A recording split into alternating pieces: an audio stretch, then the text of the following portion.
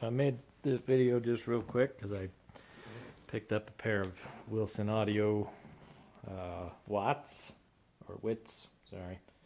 Um, got them for a really good price. They're in really good shape. They're missing the baffle, the foam baffle, of course, that goes on the front, and the grills. Been working on cleaning all the gunk off, sticky stuff. Got new baffles and grills ordered from Wilson. Above all, they're in really, really good shape, especially for their age. These were built in '87 based on the serial number. They are pretty old and in good shape, and the thing that made me jump on them was not just the price, but the fact the guy had the original shipping cartons, which the shipping cartons for these speakers are massive, and I figured that was worth the gamble. We all know Wilson Audio quite well. They are amazing speakers, always well built. These have the Focal drivers in them. Way different than the Lascalas, and as you can tell by the footprint alone, still trying to figure out where to put them.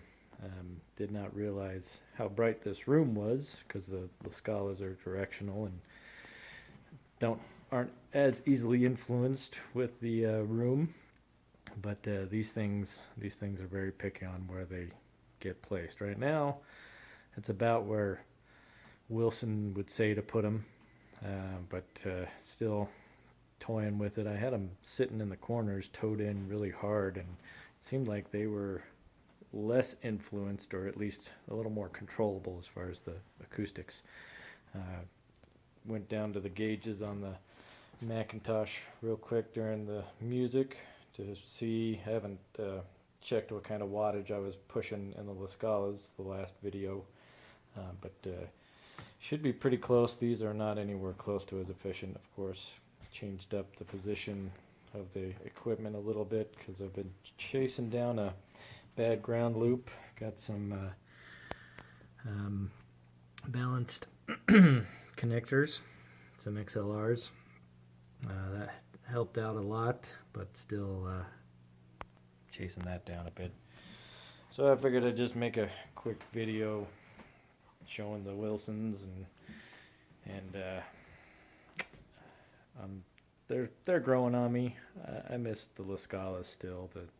The sound pressure level is way different, but these kind of have a delicate touch, and that's what Wilson does.